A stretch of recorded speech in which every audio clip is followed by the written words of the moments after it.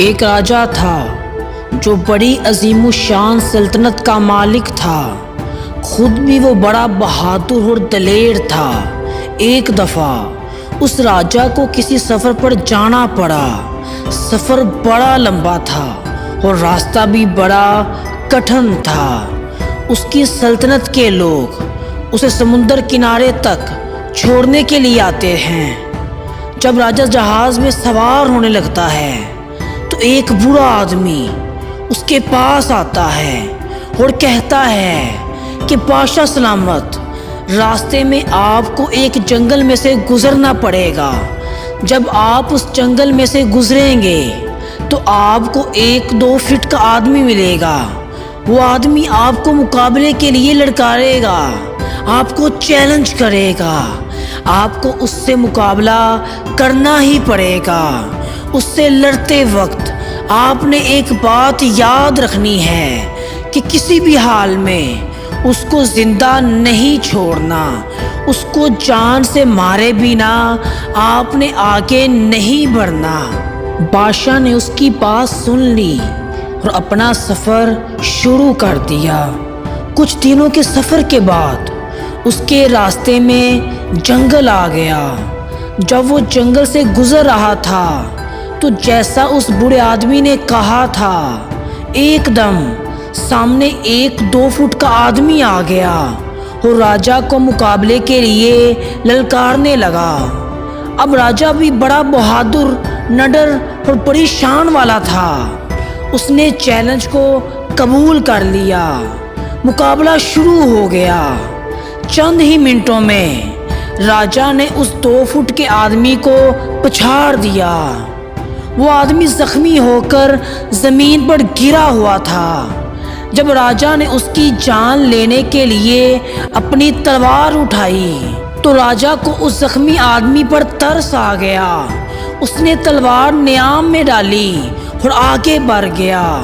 2 दिन बाद वो आदमी अचानक फिर से राजा के सामने आ गया, लेकिन अब उसका कद 2 फुट नहीं था बल्कि 4 फुट हो चुका था। उसने फिर राजा को मुकाबले के लिए ललकारा। राजा बड़ा बहादुर और निडर था। वो मुकाबले के लिए तैयार हो गया। लड़ाई शुरू हुई। राजा एक बार फिर जीत गया, लेकिन उसने ये सोचकर उसे एक बार फिर जिंदा छोड़ दिया कि इस गिरे हुए कमज़ोर आदमी को मारना कहाँ की बहादुरी है। राजा ने अपना सफ़र जारी रखा।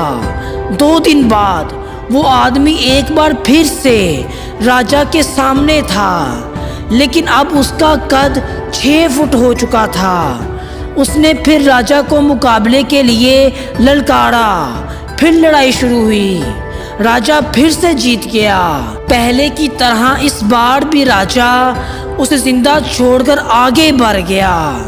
किस गिरे हुए जख्मी आदमी को मारना कहाँ की बहादुरी है। इसी तरह वो आदमी सामने आता रहा और राजा उससे जीतकर उसे छोड़ता गया और वो आदमी हर बार 2 फुट बड़ा होता गया, यहाँ तक कि उसका कद राजा से भी बड़ा हो गया। अब की बार उसने सामने आकर राजा को ललकारा तो राजा थोड़ा परेशान हो गया, लेकिन राजा तो राजा था, बहादुर, दलेर, निडर था। उसने चैलेंज को कबूल कर लिया। मुकाबला शुरू हो गया। अब की बार मुकाबला सख्त था। वो आदमी भी डटकर मुकाबला कर रहा था। दोनों जख्मी हो चुके थे। राजा आखिर राजा था। उसने उस आदमी को हरा ही दिया, लेकिन इस बार राजा ने उस आदमी को जिंदा नहीं छोड़ा, बल्कि उसने बूढ़े आदमी की नसीहत पर अमल करते हुए उस आदमी को जान से मार दिया। दोस्तों, इस कहानी में जो 2 फुट का आदमी था वो हमारी ज़िंदगी में आने वाली प्रॉब्लम्स हैं और वो राजा हम खुद हैं।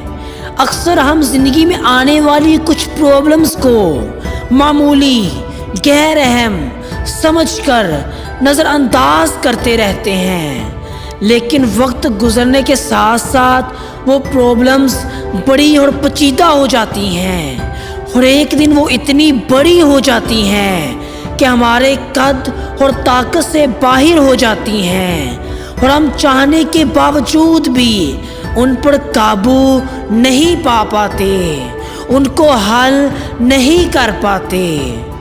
इसलिए दोस्तों किसी भी काम को अधूरा ना छोड़ें, किसी भी मसले को, किसी भी प्रॉब्लम को मामूली ना समझें, उसे फौरन हल करें पूरी तवज्जो और पूरी मेहनत से।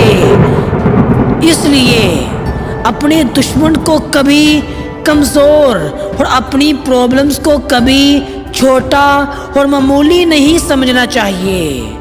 छोटी छोटी प्रॉब्लम्स को कामयाबी से सॉल्व करने से हमारी खुद एतमादी में इजाफा होता है, हमें एक्सपीरियंस मिलता है जो आने वाली बड़ी प्रॉब्लम्स को हल करने में मदद देता है।